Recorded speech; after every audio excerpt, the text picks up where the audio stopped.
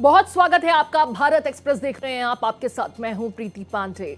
लोकसभा में ऑपरेशन सिंदूर पर महाबहस। ऑपरेशन सिंदूर पर सदन में 16 घंटे आज चर्चा होने जा रही है। लोकसभा में गूंजेगी मेक इन इंडिया की गूंज। तो देखिए, आज का दिन बहुत महत्वपूर्ण है। संसद के मानसून सत्र के दरमियान आज लोकसभा में ऑपरेशन सिंदूर को लेकर 16 घंटे की चर्चा होगी। इस दरमियान मेक इन इंडिया की गूंज सुनाई देगी। भारत की सैन्य क्षमताओं पर चर्चा की जाएगी। अभियान की रणनीति और सफलता पर चर्चा होगी। दोपहर 12 बजे रक्षा मंत्री राजनाथ सिंह चर्चा की शुरुआत करेंगे। प्रधानमंत्री नरेंद्र मोदी दोनों सदनों में बयान दे सकते हैं। अमित शाह, एस जयशंकर भी चर्चा का जवाब दे सकते हैं। तो देखिए, आज लोकसभा के लिए बहुत महत्वपूर्ण दिन है, क्योंकि आज लोकसभा में ऑपरेशन सिंदूर को लेकर विपक्ष की लगातार की जा रही मांग पर 16 घंटों की चर्चा की शुरुआत रक्षा मंत्री राजनाथ सिंह करने जा रहे हैं। क्या कुछ खास रहेगा? विपक्ष के कई सवाल होंगे जिनके जवाब आज एक एक कर केंद्र की तरफ से देने की कोशिश की जाएगी। ऑपरेशन सिंदूर से जुड़े तमाम सवालों के जवाब केंद्र की तरफ से विपक्ष को देने की कोशिश होगी। साथ ही साथ हमारी सेना के शौर्य को लेकर के भी तमाम बातें होंगी। मेक इन इंडिया किस तरीके से ऑपरेशन सिंदूर के दरमियान हमारी ताकत बनकर के उभरा, इसकी भी बात होगी। तो देखिए, आज का दिन बहुत महत्वपूर्ण है। रक्षा मंत्री राजनाथ सिंह जहां इस चर्चा की शुरुआत करेंगे, वहीं अमित शाह और विदेश मंत्री एस जयशंकर भी इस चर्चा में महत्वपूर्ण बातें रख सकते हैं। लोकसभा में आज ऑपरेशन सिंदूर पर चर्चा होनी है। सदन में चर्चा के दरमियान मेक इन इंडिया की गूंज सुनाई देगी। इस मुद्दे पर ज्यादा जानकारी दे रहे हैं भारत एक्सप्रेस के editor national affairs Krishna Mohan Sharma. संसद में ऑपरेशन सिंदूर पे चर्चा, और चर्चा के दरमियान आपको तीन चीज प्रमुखता के साथ सुनाई देगी: सरहद, सेना और स्वदेशी। मैं बात कर रहा हूं कि पार्टी ने यह रणनीति बनाई है कि पूरे विश्व को यह बताने की जरूरत है कि मेक इन इंडिया के तहत बनाए गए हमारे जितने, चाहे ब्रह्मोस हो, अपाचे हो, या जितने आकाश मिसाइल हो या स्वाम टेक्नोलॉजी हो, जो हमारे डीआरडीओ की उपलब्धि रही, उसी से हमने उनको ध्वस्त कर दिया। सवाल यह उठता है कि चीन ने पाकिस्तान की मदद की, उनके पास तमाम, तुर्की ने उनकी मदद की, लेकिन हुआ क्या? उनके ड्रोन आकाश में गिर गए, उनकी सुरक्षा प्रणाली फेल हो गई, और भारत ने सरहद के अंदर घुस के आकाश से आकाश में उनको ध्वस्त कर दिया। 25 घंटे की चर्चा होगी। करीब 16 घंटे के लिए संसद में समय मुकर्रर किया गया है और करीब 9 घंटे का समय राज्यसभा में दिया गया है। ये समय की अवधि बढ़ाई भी जा सकती है, क्योंकि ये स्पीकर का अधिकार है। लेकिन सभी को जो पार्टी की रणनीति बनी है, उसमें यह कहा गया है कि मेक इन इंडिया, भारत की ताकत, सेना की ताकत, यूनिफाइड कमांड और ठोस नीति, रणनीति की चर्चा करनी है। जाहिर सी बात है कि चर्चा हो क्यों नहीं। जब परोक्ष रूप से बहुत सारे लोग हमारे खिलाफ लड़ाई लड़ रहे थे, तो हमारे भारत की सेना और जवान सपूतों ने भारत की धरती से बैठ के पाकिस्तान को, उनके जितने टेरर कैंप थे, जितने उनके अड्डे थे, उसको ध्वस्त कर दिया। न केवल उसको ध्वस्त किया, बल्कि उनके एयर डिफेंस सिस्टम को एक तरीके से पूरा धाराशायी कर दिया। स्थिति ये आई कि उनके डीजीएमओ ने हमारे डीजीएमओ को कहा कि त्राहिमाम, अब हमें बख्श दीजिए। और उसके बाद भारतीय तकनीक से बनी तमाम मिसाइलें, हमारे जितने लेजर गाइडेड मिसाइल थी, जितनी ड्रोन की टेक्नोलॉजी थी, ब्रह्मोस, अपाचे, इन सब ने पाकिस्तान की सेना को और उनके तमाम जो शक्तियां, जो एक तरीके से पीछे से आतंकवादियों की मदद कर रही थी, उसको निरस्त कर दिया। निरस्त करके उनको एक तरीके से निराधार कर दिया। जाहिर सी बात है कि संसद में सत्ता पक्ष के पास एक बड़ा मौका है, जिसमें मोदी के नेतृत्व, हमारी सेना की यूनिफाइड कमांड, पार्टी की वैश्विक नीति, हमारी अपनी आर्थिक स्थिति और सैन्य ताकत को बखान करने का मौका मिलेगा। एक एक चीज़ों को परत दर परत खोलते हुए विपक्ष के सारे सवालों का जवाब दिया जाएगा, और ये कहा जाएगा कि India is the great, India is great. Make in India हमारी ताकत है, और भारत की सेना ने जिस तरीके से अपने शौर्य का परिचय दिया है, ज़रूरत पड़ने पर हम आगे भी देते रहेंगे। वीडियो जर्नलिस्ट रमेश राय के साथ कृष्ण मोहन शर्मा, भारत एक्सप्रेस, दिल्ली। तो editor national affairs Bharat express Krishna Mohan Sharma की इस रिपोर्ट को आप सुन रहे थे, जिसमें उन्होंने स्पष्टता के साथ बताया कि जब सदन में ऑपरेशन सिंदूर को लेकर के सरकार तमाम तथ्य रखेगी, उस दरमियान मेक इन इंडिया की गूंज सदन में सुनाई देगी। कृष्ण मोहन शर्मा मेरे साथ लाइव जुड़ गए हैं। कृष्ण मोहन शर्मा का रुख करेंगे। कृष्ण मोहन, यहां पर देखिए, समझना पड़ेगा, सरकार हमारी सेना की शौर्य की बात रखेगी, किस तरीके से हमने पाकिस्तान में मौजूद आतंकी ठिकानों को नेस्तनाबूद किया उसकी बात रखेगी, पाकिस्तान को सैन्य क्षमता के लिहाज से कितना नुकसान पहुंचा इसका भी जिक्र होगा। लेकिन विपक्ष की भी पुरजोर तैयारी है। एक स्टेटमेंट में देख रही थी, कांग्रेस के बड़े नेता हैं पी चिदम्बरम, जिनका स्टेटमेंट खासा बवाल का विषय बना हुआ है। वो ये कहते हैं कि एनआईए ने इतने दिन में क्या किया, पहलगांव में हुए आतंकी हमले में जो टेररिस्ट इन्वॉल्व थे, क्या उनकी शिनाख्त हुई, क्या उनकी पहचान हुई, क्या ये तय हुआ कि वो पाकिस्तान की जमीन पर ही पाले पोसे गए थे और उनका इस्तेमाल यहां हुआ, वो होम ग्रोन टेररिस्ट भी तो हो सकते हैं। बड़े सवालों के साथ कांग्रेस आज तैयारियों को लेकर के सदन में सरकार को घेरने की जुगत करती नजर आएगी। लेकिन इस तरह का स्टेटमेंट वाकई शर्मसार करने वाला है। पी चिदम्बरम क्या कह रहे हैं ये बहुत इंपॉर्टेंट इसलिए भी है क्योंकि जब आप बोल रहे थे तो मुंबई में जो दुर्घटना हुई और जिस तरीके से ताज होटल में लोगों को मारा गया, उस समय आप सरकार में थे। बिल्कुल। एनआईए ने क्या किया सबको मालूम है, किस तरीके से हमने एक तरीके से उसके बाद भी दोस्ताना रिलेशन पाकिस्तान के साथ निभाया वो भी मालूम है। तो वो जो सवाल दे रहे हैं वो सवाल दे के विपक्ष को एक मौका दे दिया है कि वो सत्ता पक्ष को मौका दे दिया है कि सत्ता पक्ष विपक्ष को घेर ले। क्योंकि जब आप अपनी कमियों को उजागर करने की कोशिश करेंगे तो बीजेपी या जो सत्ता में एनडीए की पार्टियां हैं वो बहुत मजबूत स्थिति में है। इसलिए क्योंकि जिस तरीके से पहलगाम में हमारी सेना ने जाके पाकिस्तान को ध्वस्त कर दिया, उनके सारे ड्रोन टेक्नोलॉजी, रेडार टेक्नोलॉजी, उनके जितने लेजर गाइडेड मिसाइल थे सबको धराशायी कर दिया। तो ये जवाब देंगे कि देखिए हमने ऑपरेशन सिंदूर में एक के बदले 4 मारने का दावा किया था, हमने कर हमारे 45 लोग मारे थे, हमने कम से कम 100 तो उनके टेररिस्ट मार दिए, उनके 9 एयरबेस को हमने ध्वस्त कर दिया। पाकिस्तान जो है अमेरिका की शरण में चला गया, उनके डीजीएमओ हमारे डीजीएमओ की शरण में आ गए। तो दरअसल अगर आप ये सवाल पूछोगे तो सवाल जब मुद्दा उठेगा तो ये दूर तक जाएगी। तो जाहिर सी बात है कि चिदम्बरम ने ऐसा बयान दे के होम ग्रोन टेररिस्ट की बात करके उन्होंने कांग्रेस को कटघरे में खड़ा कर दिया। लेकिन वो अकेले नहीं है कृष्ण मोहन, यहाँ पर चिदम्बरम अकेले नहीं है। कांग्रेसी खेमे से ये सवाल लगातार पूछा जा रहा है। मल्लिकार्जुन खड़गे भी जब राज्यसभा में ऑपरेशन सिंदूर को लेकर चर्चा की मांग हो रही थी तो उन्होंने पहला सवाल यही किया था कि पहलगांव में हुए आतंकी हमलों में जो टेररिस्ट इन्वॉल्व थे, क्या उनकी गिरफ्तारी हो गई, क्या उनकी शिनाख्त हो गई, क्या वो पकड़े गए, कहां से ओरिजिनेट करते थे। ये सवाल तब भी सामने आए थे। मैं लौटूंगी आपके साथ में, हमारे साथ मेहमान भी जुड़ गए हैं। आलोक सहाय साहब जुड़ गए हैं, रिटायर्ड विंग कमांडर, रक्षा विशेषज्ञ आप हैं। बहुत स्वागत है आलोक जी आपका भारत एक्सप्रेस पर। आलोक जी, अभी कृष्ण मोहन जी की एक रिपोर्ट हम अपने दर्शकों को दिखा रहे थे कि आज लोकसभा में जब ऑपरेशन सिंदूर को लेकर चर्चा होगी तो मेक इन इंडिया की गूंज भी सुनाई देगी। आप इस चर्चा में सत्ता पक्ष से ऐसे कौन से जवाब हैं जो उम्मीद कर रहे हैं कि देश की जनता को सरकार बताए ऑपरेशन सिंदूर में हमने क्या खोया क्या पाया? क्योंकि विपक्ष का भी यही सवाल है। मैं यहां पर ऐड ऑन कर दूं, इमरान मसूद साहब कहते हैं कि ऐसा लगता है हमने बहुत कुछ खोया क्या पाया, ये जानने का आज दिन है। आपसे सवाल, आप क्या जानना चाहेंगे सरकार इस ऑपरेशन सिंदूर को लेकर के हमें ऐसे कौन से तथ्य हैं जो जाने, जो हमारी सेना की शौर्य से जुड़े हुए हों? प्रीति जी, देखिए, ऑपरेशन सिंदूर की जो बातें हैं वो तो मूलतः जो मोटी मोटी बातें हैं वो हमारे देश की जनता के सामने आ चुकी और सरकार उसको एक औपचारिक रूप से संसद के पटल पर रखेगी, बताएगी कि हमने क्या क्या किया ऑपरेशन सिंदूर के समय और हमने कैसे बदला लिया, हमारी सेनाएं किस तरह से सक्षमता के साथ खड़ी हैं और हमने क्या क्या अपने युद्ध के आयाम बदले जिसके कारण हम इस आक्रमण को सफलतापूर्वक निभा पाए। जो जिस तरह की प्रिसीजन स्ट्राइक हमने की है वो अपने आप में सिर्फ भारतीयों को नहीं विश्व को चौंकाने वाला है। बिल्कुल। आप इतनी दूर से आप इतने प्रिसीजन, हमारे वेपन्स का जो प्रिसीजन क्वालिटी है उसकी धूम मची, हमारे जो एयर डिफेंस सिस्टम है उसको जो हमने स्पेस के साथ और डिफरेंट लेयर्स के साथ जो स्पेस को इंटीग्रेट करके हमने जो एयर डिफेंस सिस्टम बनाया था वो भारतीयों को नहीं पता था और पाकिस्तान को भी नहीं पता था, जिसका हमने सफलतापूर्वक प्रदर्शन किया ताकि कोई भी मिसाइल नहीं आ पाया। देखिए, एक लॉन्ग रेंज मिसाइल उन्होंने डाली थी जो संभवतः दिल्ली को टारगेट करके लॉन्च किया गया था, उसको सिरसा के पास मार के गिरा दिया गया।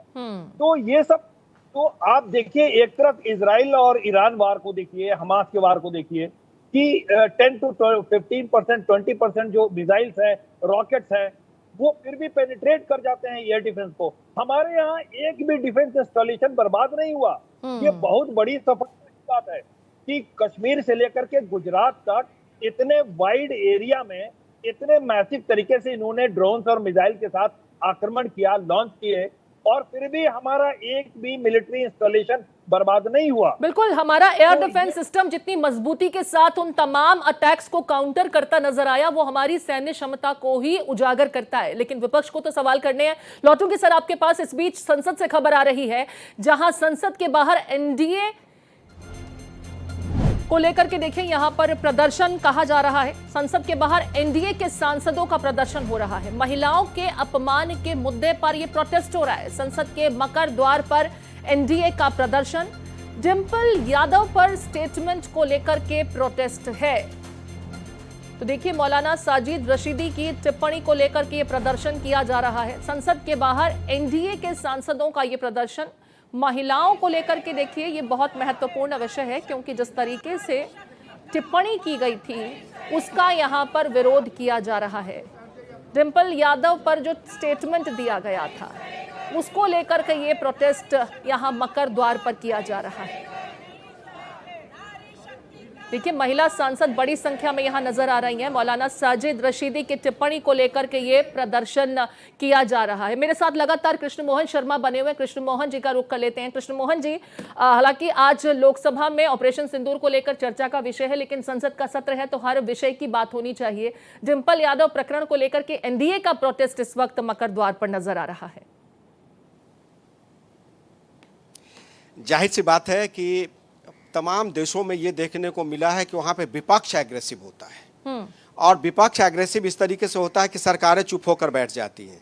लेकिन विपक्ष इस तरीके से बिखरा हुआ है कि यहाँ पे सरकार एग्रेसिव है और विपक्ष चुप होकर बैठा हुआ है। अगर विपक्ष है तो सवाल तो उठाएगा। महिला सशक्तिकरण की बात करें तो जब महिला सशक्तिकरण में डिंपल को उठाया गया तो एक तरीके से अब डिंपल यादव और उनके पार्टी के लोगों के लिए बहुत बड़ी मजबूरी है कि वो ऑपरेशन सिंदूर के पक्ष में बोले कि ऑपरेशन सिंदूर के खिलाफ बोले। बिल्कुल। और महिला सशक्तिकरण और महिला का अपमान एक ऐसा मुद्दा है जिसको लेकर सारे लोग सेंसिटिव होते हैं। तो आप देख सकते हैं कि अब से 45 मिनट बाद संसद में चर्चा शुरू होगी और उसके बाद 12 बजे से औपचारिक रूप से चर्चा शुरू हो जाएगी। और भारतीय जनता पार्टी के लोगों ने माहौल बना दिया।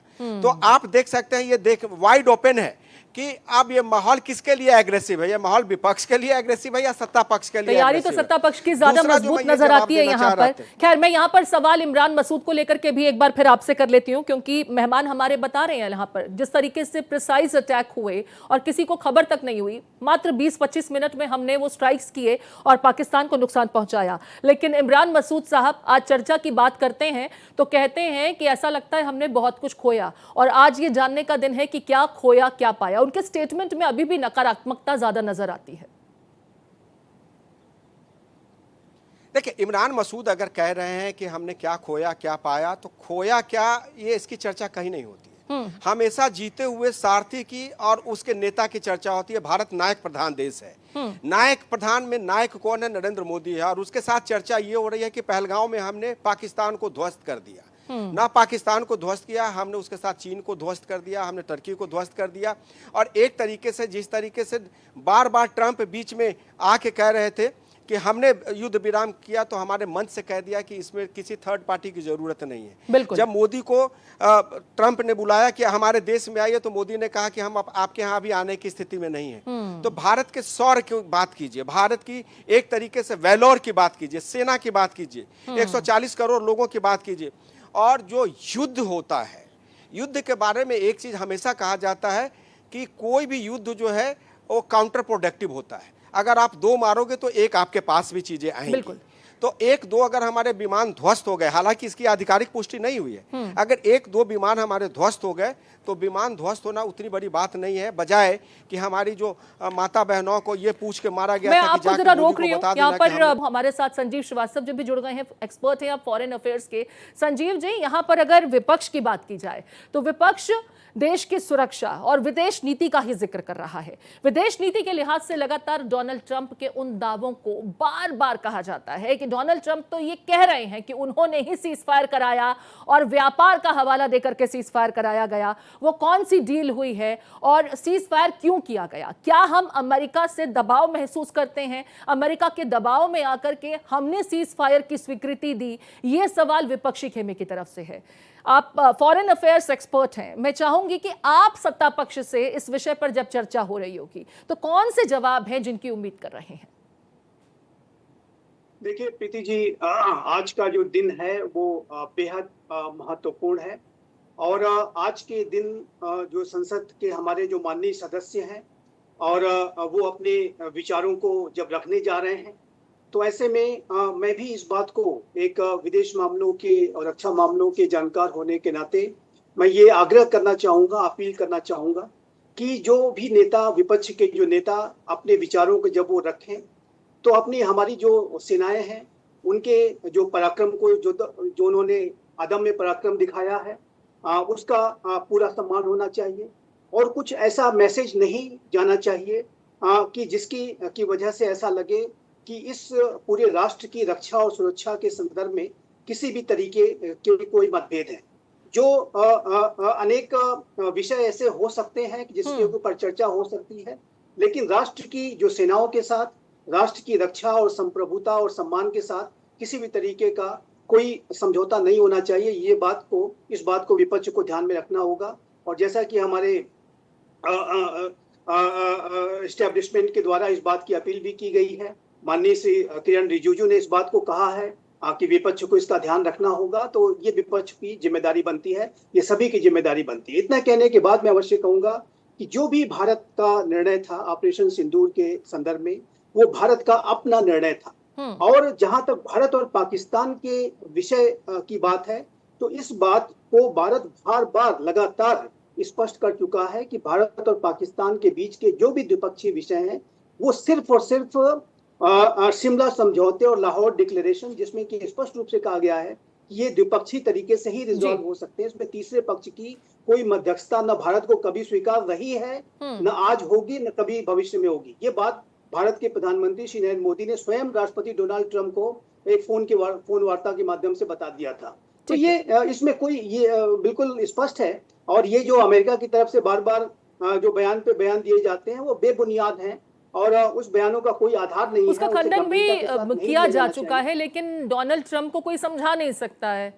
अब उनकी ये कोशिशें ही रहती हैं कि बार बार वो हर युद्ध में इन्वॉल्व होते हैं, कूदते हैं और फिर सेल्फ क्रेडिट लेते नजर आते हैं। वो सिर्फ भारत पाकिस्तान ही नहीं, इजराइल ईरान को लेकर के भी बात की जाए, यूक्रेन रशिया की बात की जाए, वो हर युद्ध में वो कूदते हैं और फिर कहते हैं कि मुझे तो नोबेल मिलना चाहिए, मैं युद्ध रुकवा रहा हूँ, परमाणु ताकतों वाले देशों के बीच में मैंने युद्ध रुकवा दिया। उसका कोई कुछ नहीं कर सकता, लेकिन विपक्ष उससे ज्यादा तवज्जो देता नजर आता है। लौटूंगी आपके पास आलोक सहाय जी, एक बार फिर आपका मैं रुख कर रही हूँ और उसी सवाल को एक बार फिर आपके समक्ष लेकर के आ रही हूँ जिसका जिक्र पी चिदंबरम ने भी किया और कांग्रेस के खेमे के कई नेता लगातार करते आ रहे हैं।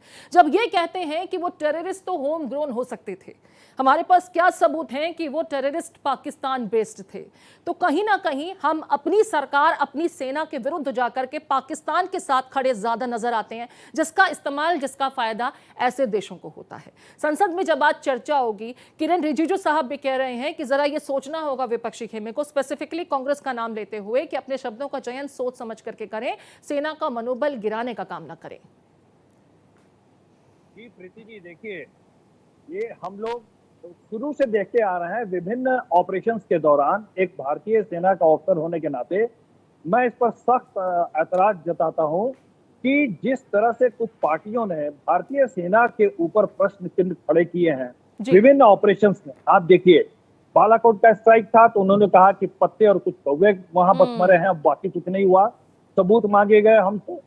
उसी तरह से जब ये आक्रमण हुआ और जब विदेशी मीडिया में ये प्रचारित किया गया कि हमारे 5 फाइटर जहाज मार गिराए गए, तो यहाँ पर विपक्षी नेता कूदने लगे कि भाई आप 5 मार दिए, 5 मार दिए, आप बयान दीजिए।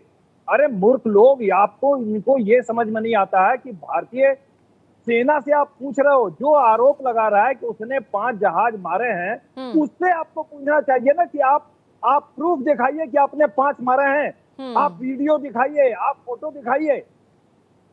तो ये विपक्ष जो है हमारा, वो पाकिस्तान के तरफ से बोल रहा है, वो भारत की तरफ से नहीं बोल रहा है। और इसके लिए भारतीय सेना को रोष होता है। जो सैनिक हमारे लड़ते हैं उनका मोरल डाउन होता है। क्या हमारे देश में, हमारे यहाँ ऐसे लोग हैं जो हमारे ही के ऊपर बंदूक लेके खड़े हो जाते हैं? ये राजनेता, आप देखिए, हम जिनके साथ लड़ाई लड़ते हैं, जैसे मोहम्मद के साथ हम लड़ाई लड़ते हैं, इनके साथ जो विभिन्न टेररिस्ट ऑर्गेनाइजेशन के साथ जी। और इस टेररिस्ट ऑर्गेनाइजेशन के नेता को आप बोलते हैं जी, हाफिज सईद जी, आप बोलते हैं ओसामा जी। इसका जवाब हालांकि बीजेपी के खेमे से उन्हें दिया भी गया है, और कांग्रेस पार्टी के लिए तो स्पेसिफिकली कहा गया था। लश्कर पाकिस्तान के प्रवक्ता कृष्ण मोहन जी, पहले सवाल आपसे ले लेती हूं। यहां पर इंडिया ब्लॉक की तैयारी है कि सत्ता पक्ष से तीखे सवाल पूछे जाएं।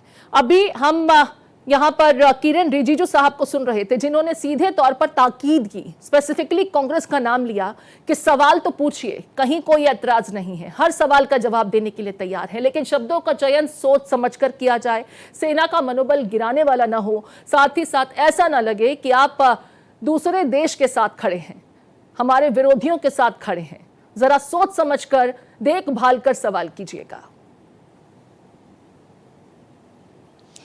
विदेश मंत्रालय की एक प्रेस ब्रीफिंग में था, तो लोगों ने पूछा कि ऑपरेशन सिंदूर के बाद पाकिस्तान का सबसे बड़ा हितैषी कौन है। तो उन्होंने कहा कि ऑपरेशन सिंदूर से पहले पाकिस्तान का हितैषी तुर्की और चीन था, और ऑपरेशन सिंदूर में उसकी हार के बाद पाकिस्तान के हितैषी की अगर हम बात करें तो ट्रंप और राहुल गांधी हैं, क्योंकि ट्रंप और राहुल गांधी लगातार पाकिस्तान की भाषा बोल रहे हैं। लेकिन देश की 140 करोड़ जनता जिसने नरेंद्र मोदी को चुन के भेजा है, वो जनता इस बात से बेहद खुश है कि भारत ने 22 मिनट के समय में पाकिस्तान की सरजमी पे पाकिस्तान के आतंकी संगठनों को ध्वस्त कर दिया। उनकी सारी तकनीकी, चाहे वो रडार टेक्नोलॉजी हो, लेजर टेक्नोलॉजी हो, मिसाइल टेक्नोलॉजी हो, फाइटर जेट हो, लॉन्ग रेंज मिसाइल हो उनका, या शॉर्ट टर्म्स मिसाइल हो, सारी की सारी फेल हो गई। तो जिसपे आपका 70% खर्च होता है आपके डिफेंस इंफ्रास्ट्रक्चर पे और टेररिस्ट इंफ्रास्ट्रक्चर पे, वो इंफ्रास्ट्रक्चर अगर 22 मिनट में भारत ने ध्वस्त कर दिया, तो जरा सोचने की जरूरत है उनके लिए कि उस 70% पैसे का इस्तेमाल अगर ह्यूमन ग्रोथ के लिए आप करते, आपके आइडियोलॉजी के ग्रोथ के लिए करते, आतंकवादियों को खत्म करने के लिए करते, तो शायद आपकी चर्चा भी भारत के गणित में होती। दूसरा उन्होंने एक ट्वीट भी किया जिसमें उन्होंने रावण ने लक्ष्मण रेखा को पार किया तो लंका जल गई थी। पाकिस्तान की तरफ से जब एलओसी को क्रॉस किया गया तो आग का सामना करना पड़ा। उनके शब्दों के चयन के साथ में ये तो क्लियर हो चुका है कि पाकिस्तान को कितना नुकसान पहुंचाया गया। रामायण में लंका दहन का वर्णन उन्होंने पाकिस्तान में जो हालिया ऑपरेशन सिंदूर के तहत जो कवायद की गई उसके साथ तुलना करते नजर आए। विपक्ष को भी समझ में अब आ जाना चाहिए और संसद से ही सही कम से कम एक ऐसा संदेश दिया जाए कि वो भी देश की सेना के साथ खड़ी है तो ज्यादा बेहतर नहीं होगा। कृष्ण मोहन जी। प्रीति, ये कांग्रेस को समझने की जरूरत है कि कांग्रेस बार बार विपक्ष में क्यों जा रही, क्योंकि कांग्रेस बार बार पथ की चर्चा करती है, परिणाम की चर्चा नहीं करना चाहती। पथ की चर्चा करेगी कि आपके कितने विमान गिर गए, परिणाम की चर्चा ये नहीं करेगी कि हमने उसको ध्वस्त कर दिया और पूरे विश्व में भारत की सैन्य शक्ति का डंका बज रहा है। और एक आउट ऑफ कॉन्टेक्स्ट जा रहा हूं कि आप चुनाव हार गए, उस पर चर्चा नहीं करेंगे कि कैसे चुनाव हार गए, आप ये चर्चा करेंगे कि हमको निर्वाचन आयोग ने हरा दिया। तो सवाल यह है कि विपक्ष एक तरीके से दिशा विहीन है, और जहां पे विपक्ष को टेक्नोलॉजी के साथ, डेटा के साथ, आइडियोलॉजी के साथ सत्ता पक्ष को घेरना चाहिए था, तो टेक्नोलॉजी, डेटा और आइडियोलॉजी के मुद्दे पे सत्ता पक्ष ने विपक्ष को घेरा हुआ है। बिल्कुल ठीक है। संजीव जी, आपका रुख कर रही हूं मैं यहाँ पर। ऑपरेशन सिंदूर के बाद भारतीय एक प्रतिनिधि मंडल, एक नहीं बल्कि 7 प्रतिनिधि मंडल विश्व के 30 देशों तक गए और ऑपरेशन सिंदूर के गुणगान की बात की गई, क्यों जरूरी था उसका जिक्र किया गया, पहलगांव में हुए आतंकी हमले के बारे में उन तक तमाम बातें रखी और ऐसा लगा कि विश्व के ज्यादातर देश आज आतंकवाद के विरोध में आकर एकजुट हैं और भारत के सुर में सुर मिलाते नजर आते हैं। लेकिन विपक्ष को ये नजर नहीं आता।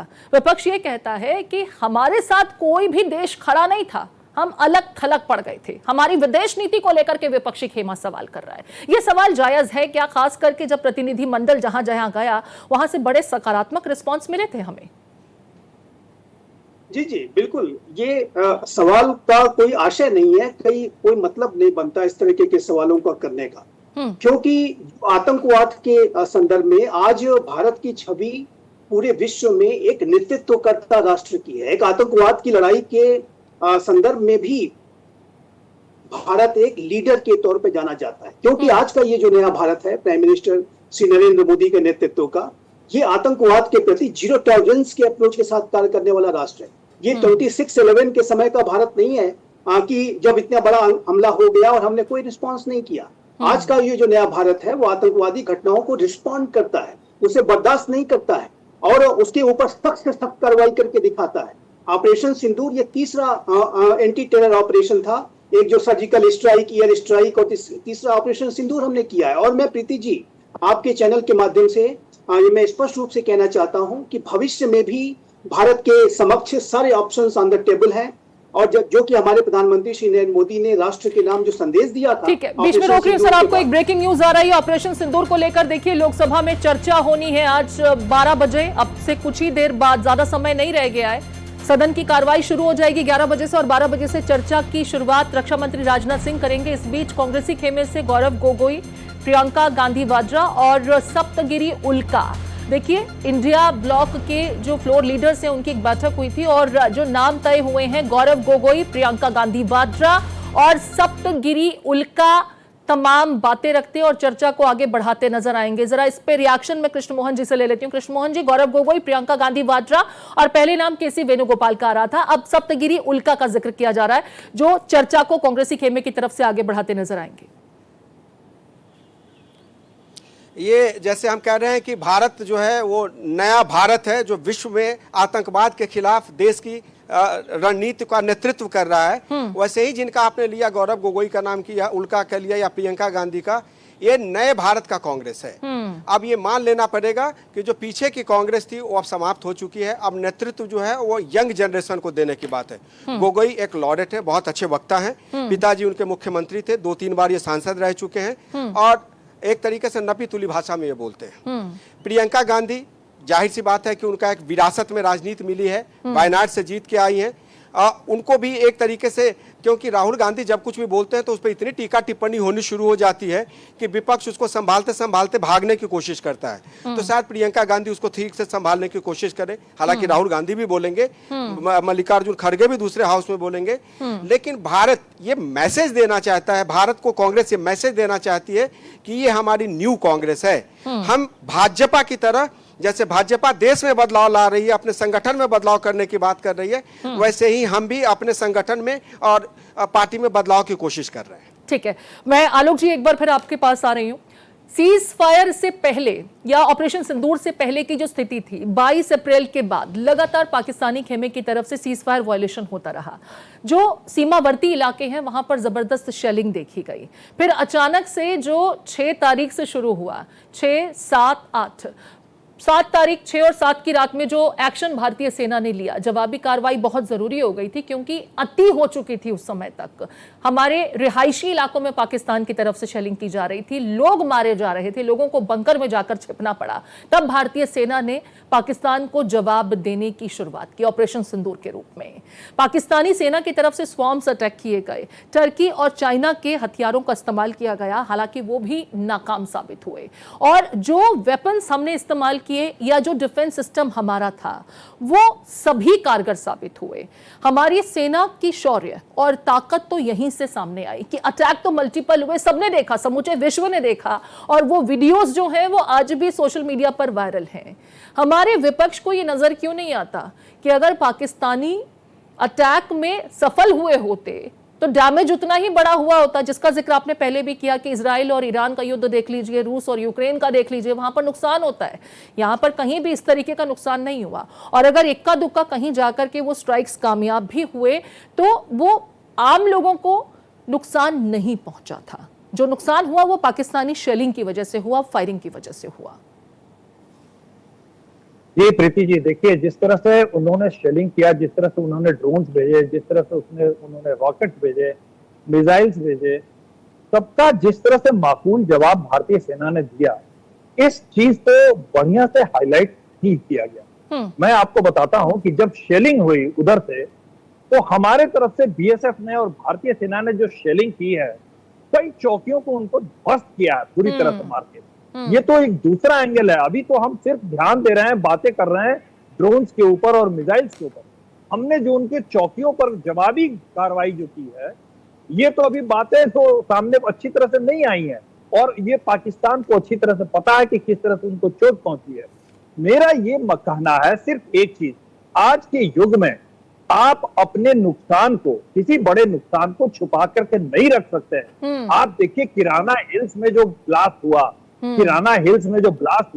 पाकिस्तान लाख छुपाने की कोशिश कर रहा है, लेकिन अखबारों में आ गया, सैटेलाइट में आ गया। भारत ने भी कहा कि भाई हमने नहीं किया है, जो भी है भारत का ये आधिकारिक बयान है। तो आज के युग में आप बड़ी बड़ी चीजों को अगर जहाज मार के आपने गिरा दिए, तो उसके अवशेष, वो तो पाकिस्तानी प्रोपेगेंडा था, पुरानी तस्वीरें उठा करके वो दिखा रहे थे, क्योंकि उनको भी तो अपनी क्षेत्र की जनता को, अपनी देश की आवाम को बताना था कि भाई हम भी चुप नहीं बैठे हैं, हम कुछ कर रहे हैं। लेकिन वो भी एक्सपोज हो गए थे। वो बाकायदा फैक्ट फाइंडिंग रिपोर्ट्स में क्लियर हुआ। सोशल मीडिया पर आज की डेट में आप झूठ प्रोपेगेट करें, ऐसा नहीं है कि वो सच सामने नहीं आता, लेकिन हमारे विपक्ष को वो नजर नहीं आता। संजीव जी, एक बार फिर आपका रुख करते हुए, यहां पर कई देश, जैसा कि भारतीय प्रतिनिधि मंडल का हम जिक्र कर रहे थे, वो गया, ऑपरेशन सिंदूर की सफलता जरूरी क्यों था, पहलगाम आतंकी हमला, तमाम बातें उनके समक्ष रखी गई। एक चीज जो मैं तब्दीली ऑपरेशन सिंदूर के बाद देखती हूं, खास करके गल्फ नेशंस की, भारत को लेकर के उनका स्टैंड और पाकिस्तान को लेकर के उनका स्टैंड जो है काफी बदला। पहले पाकिस्तान के साथ कुछ देश खड़े नजर आते थे, खास करके खाड़ी देशों की बात की जाए, लेकिन ऑपरेशन सिंदूर के बाद और पहलगाम में आतंकी हमले का जो सच है जब सबके सामने रखा गया, तो सबने एक सुर में कहा कि आतंकवाद बर्दाश्त नहीं किया जा सकता। ये भारत बड़ी कूटनीतिक जीत है। जी जी बिल्कुल, ये रुख बदला है, और गल्फ के राष्ट्रों का भी रुख बदला है, और यूनाइटेड स्टेट्स ऑफ अमेरिका ने भी जिस तरीके से द रेसिस्टेंट फ्रंट नामक जो आतंकी संगठन है, उसको एक डेजिग्नेटेड आतंकी के रूप में उसको शामिल कर लिया अपनी लिस्ट में, तो वो भी एक भारत की बहुत बड़ी डिप्लोमेटिक जीत थी। और डोनाल्ड ट्रंप भले से इस तरीके के दावे करते रहे, लेकिन अमेरिका का जो इस्टेब्लिशमेंट है, वहां का जो विदेश विभाग है, मार्को रूबियो ने स्वयं इस बारे में अपना बयान जारी किया, जो सेक्रेटरी ऑफ स्टेट है, और ये इस बात को दर्शाता है कि भारत का जो स्टैंड है वो पूरे विश्व ने समझा है। अभी तो चीन भी आतंकवाद के मुद्दे पर पाकिस्तान को फटकारता नजर आया, लेकिन विपक्ष को नजर नहीं आएगा। विपक्ष कहता है हमारे साथ कोई देश खड़ा नहीं था, चीन के साथ हमारे संबंध बहुत अच्छे नहीं है, लेकिन फिर भी हालिया दिनों में स्टेटमेंट चीन की तरफ से आया था वहां के विदेश मंत्री का। उन्होंने भी कहा कि आतंकवाद के साथ खड़ा नहीं हुआ जा सकता, आतंकवाद को किसी भी सूरत में स्वीकारा नहीं जा सकता। देखिए प्रीति जी, आतंकवाद एक पूरे मानवता के समक्ष चुनौती है, जिसमें कि चाइना भी शामिल है, और जो भी राष्ट्र आतंकवाद से जूझ रहे हैं वो इस बात के इसके दंश को अच्छी तरह से समझते हैं। इसमें भारत भी शामिल है, अमेरिका भी जाहिर है कि उसके ऊपर सबसे बड़ा हमला हुआ था। तो आतंकवाद के विषय पर कोई राष्ट्र उसको जस्टिफाई करके अपने आप को सुरक्षित नहीं रख सकता। चाइना इस बात को जानता है, चाइना बहुत कोशिश करता है कि वो आतंकियों को डिफेंड करे, लेकिन जब चाइना के इमेज पर बन आती है और उसको ऐसा लगने लगता है कि विश्व चाइना को आतंकवाद के समर्थक के रूप में देखना शुरू कर देगा, तो ऐसे में वो अपना जो टेक्निकल होल्ड है या जो कहीं भी रेसिस्टेंस दिखाता है वो हटा लेता है। चाइना भी बहुत लंबे समय तक पाकिस्तान का साथ इसी वजह से नहीं दे सकता। प्रीति जी, एक बात मैं और भी स्पष्ट रूप से कहना चाहता हूँ आपके बड़े सम्मानित चैनल के माध्यम से आज इस महत्वपूर्ण दिन पर, कि चर्चा इस बात पर होनी चाहिए कि भारत को भविष्य में आने वाली जो आतंकवाद की चुनौती है, जो अन्य जो बड़ी सुरक्षा संबंधी, रक्षा संबंधी जो चुनौतियां हैं, उसमें पूरा राष्ट्र ऐसी चुनौतियों का सामना करने के लिए अपने आप को कैसे तैयार करेगा। इस बात पे चर्चा होनी चाहिए कि भारत की जो कॉम्प्रिहेंसिव नेशनल पावर है, जो भारत का जो पूरा सुरक्षा तंत्र है, उसको कैसे और अधिक से अधिक सशक्त, रोबस्ट और मजबूत बनाया जाए, क्योंकि आज के समय में इस बात की नितांत आवश्यकता है कि भारत की जो पोजीशन ऑफ स्ट्रेंथ, भारत का जो डिफेंस पॉस्चर, ठीक है, कुछ रिएक्शंस भी आ रहे हैं, जरा उन रिएक्शंस को भी सुन लेते हैं। कांग्रेस को सेना का साथ देना चाहिए, कांग्रेस पाकिस्तान की भाषा न बोले। वहीं समाजवादी पार्टी के सांसद अखिलेश यादव ने सेना के शौर्य की तारीफ करते हुए एनडीए सरकार में आतंकवादी घटनाओं को लेकर सवाल उठाए हैं। जरा सुन लेते हैं रिएक्शंस को भी। जब ऑपरेशन सिंदूर का चर्चा पार्लियामेंट में शुरू हो रहे हैं, मेरे ऑपोजिशन पार्टी से दरख्वास्त है, विशेषकर कांग्रेस पार्टी से मेरा दरख्वास्त रहेगा कि कोई भी ऐसा भाषा ना बोले जिससे भारत के छवि और भारत के सेना के ऊपर में और उनके मनोबल पर कोई आंच ना आए। दूसरा, कांग्रेस पार्टी और विपक्ष ऐसा कुछ ना बोले जिससे पाकिस्तान और भारत विरोधी ताकतों को बल मिलता है। कांग्रेस ने पहले पाकिस्तान का भाषा बहुत बोल चुके हैं और ये पार्लियामेंट में पाकिस्तान से तालमेल करने वाला भाषा बिल्कुल ना बोले, ये मेरा रिक्वेस्ट रहेगा। आपको स्वीकार करना चाहिए, दो अलग विषय हैं। सिंदूर ऑपरेशन में फौज के साहस का, फौज की बहादुरी का, फौज के पराक्रम का उनको हम बधाई देते हैं कि जिन परिस्थितियों में उन्होंने मुकाबला किया, और उन्हें अगर और मौका मिलता तो हो सकता था पीओके भी वो ले लेते। जहाँ तक पहलगांव का सवाल है, जब चर्चा पहलगांव पर होगी, उससे पहले भी एक घटना हुई है, आखिरकार उसकी भी जानकारी अभी जनता को नहीं मिली है। और आप तो जागरूक लोग हैं, पहलगांव में क्या हुआ और उससे पहले जो हमारे जवान शहीद हुए थे उसकी भी जानकारी और सच्चाई अभी तक नहीं मिली है। तो आखिरकार आतंकवाद और आतंकवादी घटनाएं बार बार क्यों हो रही बीजेपी की सरकार में, सवाल तो यही है। और फिर अगर घटना पहलगांव की हुई तो जो टेररिस्ट थे वो आसमान खा गया उन्हें, क्या जमीन खा गई? और इसको आखिरकार वो टेररिस्ट कहाँ है? तो आपने किरेन रिजिजू साहब को सुना, जिन्होंने शब्दों के चयन को लेकर के एक बार फिर विपक्ष को सलाह दी कि सोच समझकर सवाल करें। वहीं अखिलेश यादव एक बार फिर टेररिस्ट गए तो गए कहां, और बीजेपी की सरकार के दरमियान जो आतंकी घटनाएं हुई हैं उनका जिक्र करते नजर आए, सवाल पूछते नजर आए। आप तमाम मेहमान मेरे साथ बने रहे इस चर्चा में शामिल होने के लिए आपका बहुत बहुत शुक्रिया। आलोक सहाय जी बहुत शुक्रिया, संजीव श्रीवास्तव जी बहुत शुक्रिया, और कृष्ण मोहन जी बहुत शुक्रिया विस्तार से तमाम विपक्ष की रणनीति और सत्ता पक्ष की तैयारी को लेकर बातें रखने के लिए। भारत एक्सप्रेस पर खबरों का सिलसिला लगातार जारी है।